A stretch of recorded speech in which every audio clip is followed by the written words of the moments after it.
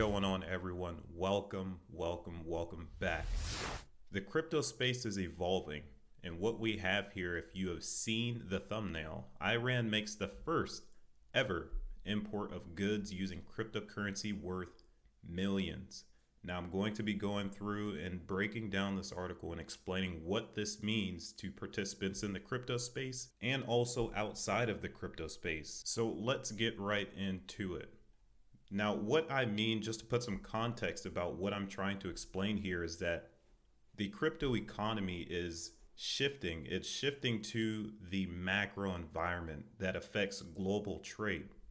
And if you think of how relevant or important or critical this news is to the crypto economy, is that we have countries now, regardless of the predicament that they're in with monetary policy, sanctions, relationships with other countries, they are now opting to trade with other countries via another currency, cryptocurrency. Now, I believe they kept whatever crypto they used under wraps due to the fact that if they were to let out this kind of news, that asset would probably spike 100x overnight. So I think this was an attempt to basically suppress the price and keep them in research and development mode without causing too much noise, but still letting the world know what they are doing with crypto. And basically what they are doing right now in their research and development phase is ordering imports with crypto, and more specifically $10 million worth of crypto successfully. The official, which is basically the minister of the finances in Iran, stated that by the end of September, the usage of cryptocurrencies and smart contracts would be extensively employed in international commerce with nations that are the focus of the initiative. Exactly like I said, we now have countries opting to trade with each other via a foreign currency, cryptocurrency. And what this basically means is that there is not just demand for the US dollar being, the petrodollar, the strongest world reserve currency. There's also room for crypto to make their way into the door and have their own little market when it comes to global trade, global remittances. And this is huge. I've talked to you guys before about institutional adoption, global adoption in regards to countries actually allowing cryptocurrencies to become legal tender within their borders. We've had adoption all the way down to the working people. There's crypto ATMs, there's crypto legislation, there's crypto merch. Crypto is basically mainstream now, and this is one narrative that I tried to explain earlier in my videos when I first started this channel, is hyper Bitcoinization, or hyper any other cryptocurrency that really gains that massive adoption, that set utility piece that'll really legitimize the crypto space. Because as of right now, we're still operating in a realm where there's really no set regulation, but everyone really knows what this is about.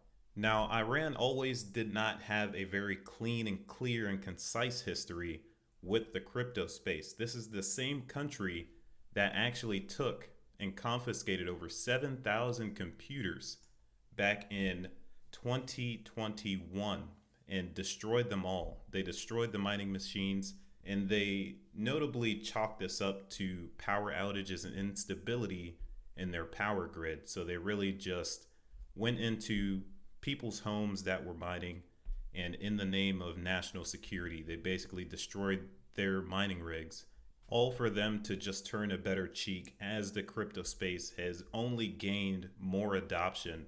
It's almost like the more these countries push it away, they say they don't need it, the more hyperinflation is on the rise. The need for a hard asset like cryptocurrencies is rising through the roof. Iran, I'm going to show on another tab here later on, Iran is already at 50% inflation. And one thing about the US, we actually just had peak inflation, which is pretty nice. So we went from 9.1 to 8.6 or 8.5, I believe. So that's also good for the crypto space. So that lets us know that during these 2 months when we do not have any FOMC meetings from the Fed Reserve, they're going to get some positive data from July, August, And they're going to have their FOMC meeting in September, and hopefully they will be a little bit more dovish when it comes to raising or lowering interest rates. So maybe we get a 0.25 spike next time in interest rates. We shall see. Now, another thing I wanted to talk about is the fact that Iran is very rich in resources. They are a very attractive trading partner.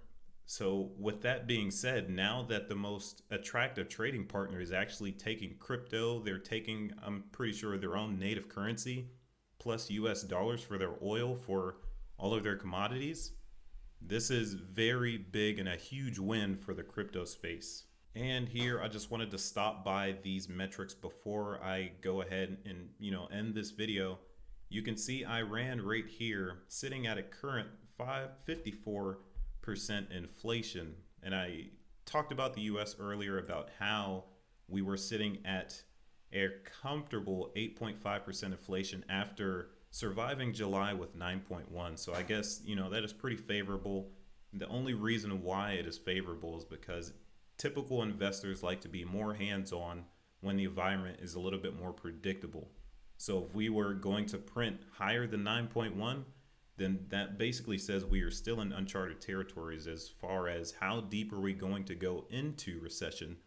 And investors are basically hands off at that point. They don't want any risk. All they want is to make sure they have assets or have cash on hand to purchase when there is true blood in the streets, or maybe they figure out there's a turning point. And that is basically it, ladies and gentlemen. I really just wanted to come up on the net and explain why the crypto environment is changing. We are starting to affect the macro scale. No longer are we focused within the borders of a specific country. We're talking about countries interacting with other countries via a bridge of a cryptocurrency. So they have one thing in common, which basically secures that utility factor in the crypto space and solidifies why we're here. We're here to make better payments. We're here to make faster transactions. We're here to make a store of wealth and facilitate the internet of value narrative. I also think that is a very important thing stepping into Web3. I am super excited to see what comes next in the crypto space.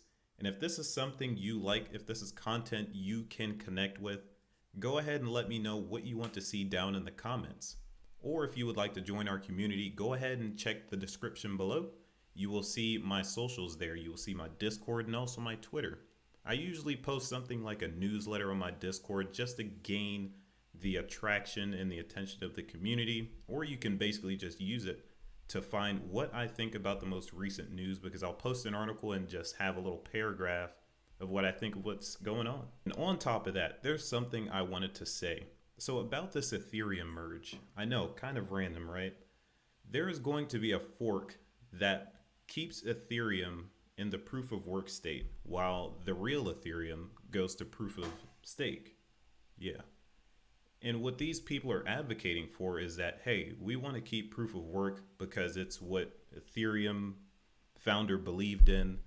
And it's kind of a weird situation, because with Bitcoin, you could do that because Satoshi there's no spokesperson for Bitcoin. Vitalik Buterin is alive and well, and he's advocating for proof of stake. So it's not like you have some kind of justified reason why you want to keep proof of work. And it's almost like a cash grab, because they want to do a fork and basically maintain that passive income with mining rigs.